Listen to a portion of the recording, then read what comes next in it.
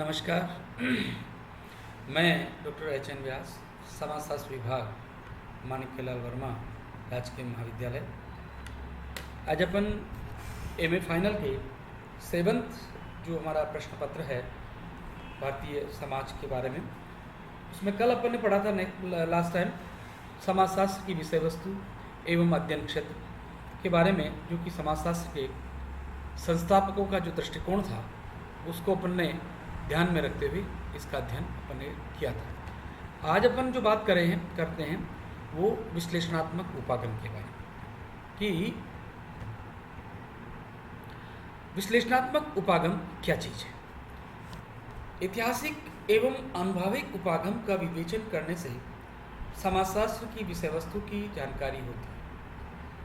इंकेल्स इसे अपर्याप्त समझते हैं, अतः उन्होंने तार्किक विश्लेषण के आधार पर भी समाजशास्त्र की विषय वस्तु को निर्धारित करने का प्रयास किया। इंकेल्स ने विश्लेषण के आधार पर 3 पहलुओं का उल्लेख किया है। पहला, समाजशास्त्र समाज का अध्ययन है।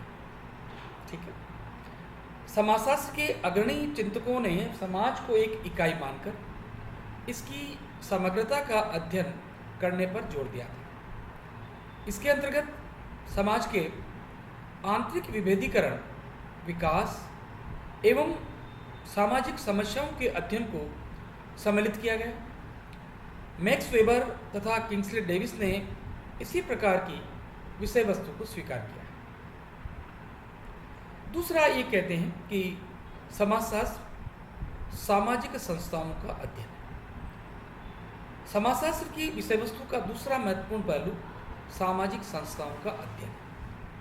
इसके अंतर्गत समाज की उन इकाइयों को सम्मिलित किया जाता है जिनसे सामाजिक संरचना का निर्माण होता है, जैसे परिवार, विवाह, विद्यालय, राजनीतिक दल, संस्थाएं, चर्च, मंदिर इत्यादि, जिसमें एक संस्था का भाव होता हो। इस प्रकार संस्थाओं की सामान्य विशेषताओं, उनके परस्पर संबंधों एवं कार्यों के अध्ययन भी इसी के अंतर्गत आते हैं। तीसरा, समाजशास्त्र सामाजिक संबंधों का अध्ययन है। सामाजिक संबंधों के अध्ययन को सामाजिक संबंधों के अध्ययन को इसके अंतर्गत सम्मिलित किया जाता है। इस पहलू के बारे में इंकेल्स ने स्पष्ट किया कि सामाजिक संबंध 3 प्रकार के हो सकते हैं। पहला, व्यक्ति और व्यक्ति के बीच, व्यक्ति और समूह के बीच, तथा एक समूह से दूसरे समूह से संबंध। क्योंकि 3 प्रकार की परिस्थितियों में हमें संबंधों को स्पष्ट करने का अवसर प्राप्त होता है। पहला, व्यक्ति और व्यक्ति के मध्य, जैसे हम लोग सबसे पहले बातचीत करते हैं संबंधों की, है ना।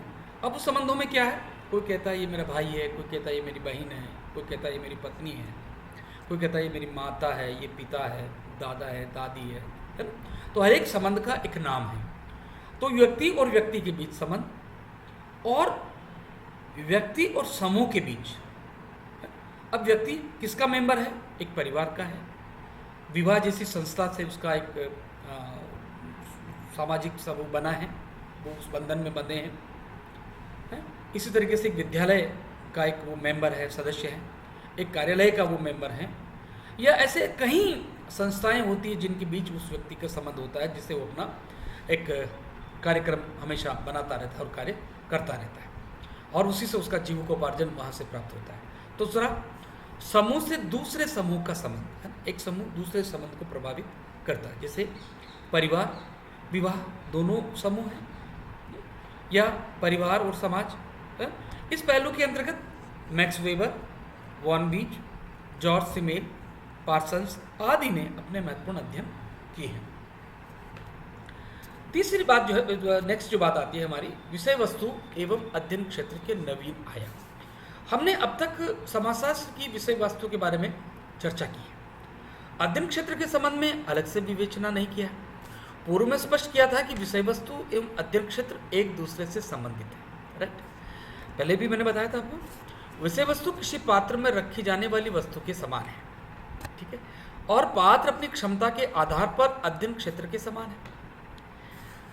समाजशास्त्र की अध्ययन क्षेत्र की सीमा कहाँ से प्रारंभ होती है और कहाँ पूर्ण होती है, इसका निर्धारण कोई भी समाजशास्त्री नहीं कर सकता।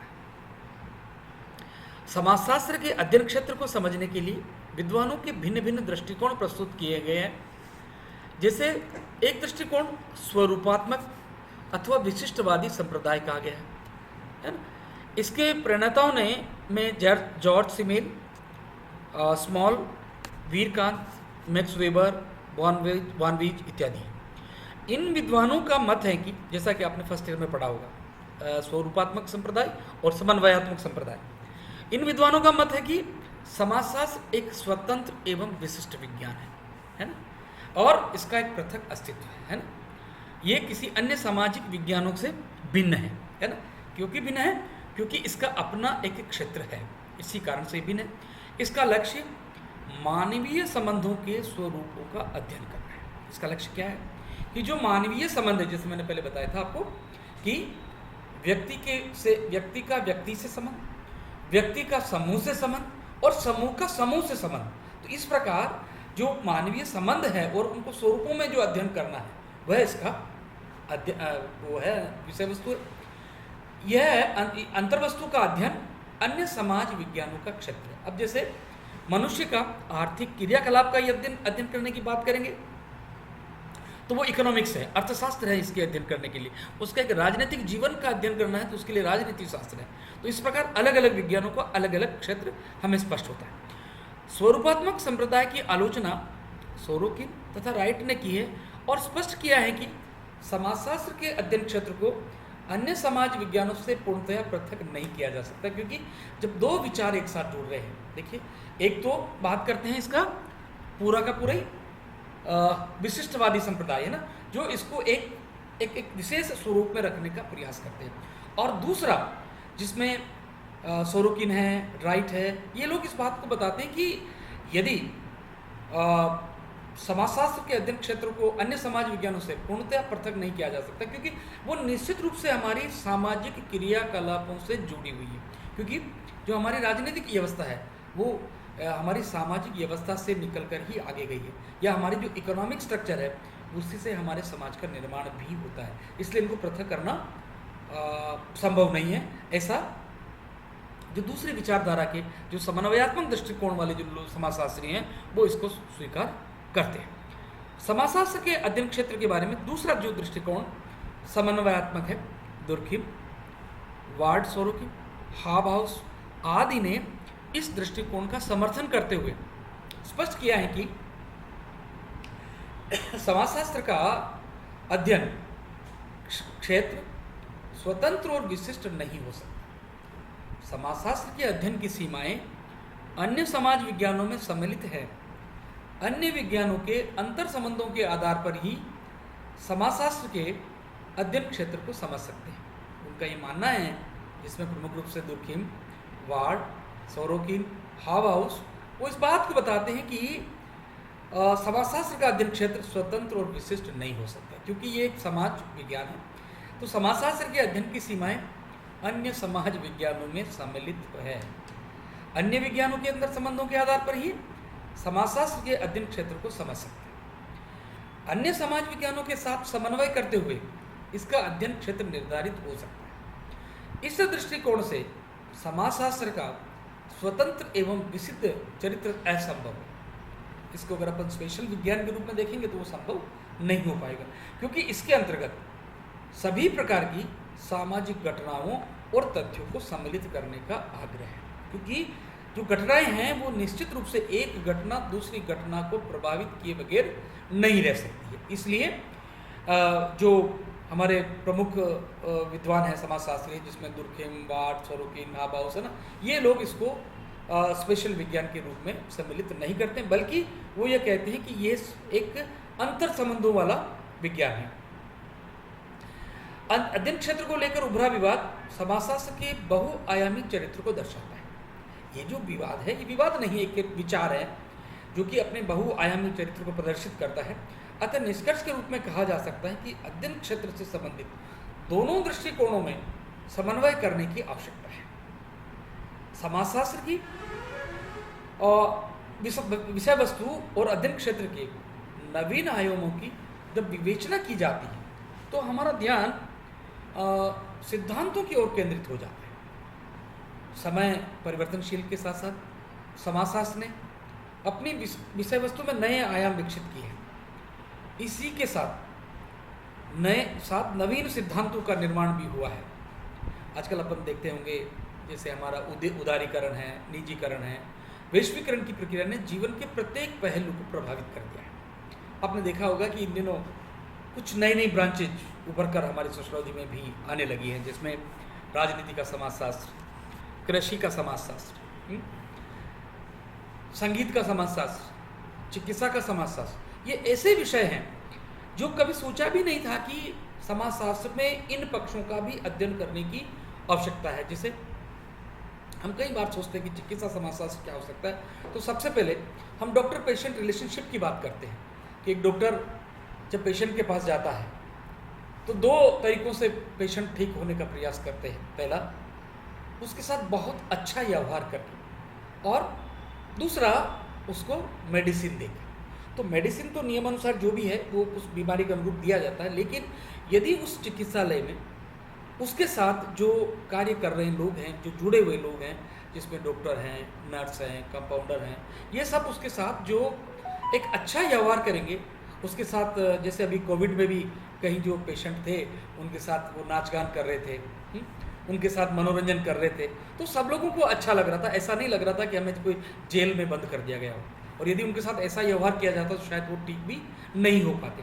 तो ये जो हमारा धीरे धीरे आज हमारा सारा सिस्टम में बदलाव आ रहा है, आज हमारा उदारीकरण है, तो बहुत सारी कंपनियां हमारे भारत में आ रही है, भारत की कंपनियां बाहर जा रही है, वैश्वीकरण, ग्लोबलाइजेशन, ये सब समाजशास्त्र के अध्ययन के पक्ष बन गए, क्योंकि इसका प्रभाव आज हमारा भारत जो है केवल विश्व में भारत अकेला राष्ट्र नहीं है, अब हमारा भारत एक ग्लोबल विलेज के रूप में जाना जाता है। तो इसके प्रत्येक पहलू को प्रभावित कर दिया, और इसके साथ नगर, समाज, सूचना प्रौद्योगिकी, विज्ञान एवं प्रौद्योगिकी, पर्यावरण, साइबर अपराध जैसे वैश्विक मुद्दों ने समाजशास्त्र के समक्ष नई चुनौतियां प्रस्तुत की।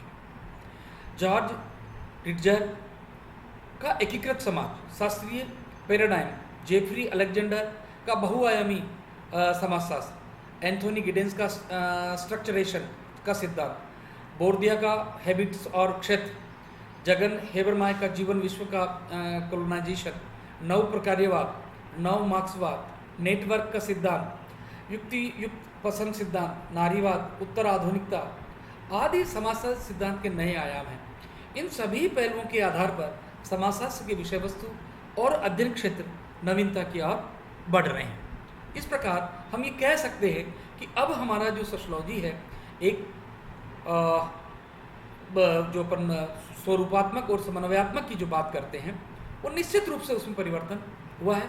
अब हमारा जो सोशियोलॉजी है निश्चित रूप से ये अंतर संबंधों के आधार पर चल रहा है, और एक नई नई शाखाएं, नए नए अध्ययन, नए नए सिद्धांत आए दिन इसमें जुड़ते चले जा रहे हैं। इसलिए एक विशेष विज्ञान का दर्जा इसके अंतर्गत नहीं दिया जा सकता। अतः इसका जो कंक्लूजन है वो इस प्रकार है। वर्तमान समाजशास्त्र समाज का एक विज्ञान के रूप में 1838 में फ्रांस में स्थापित हुआ।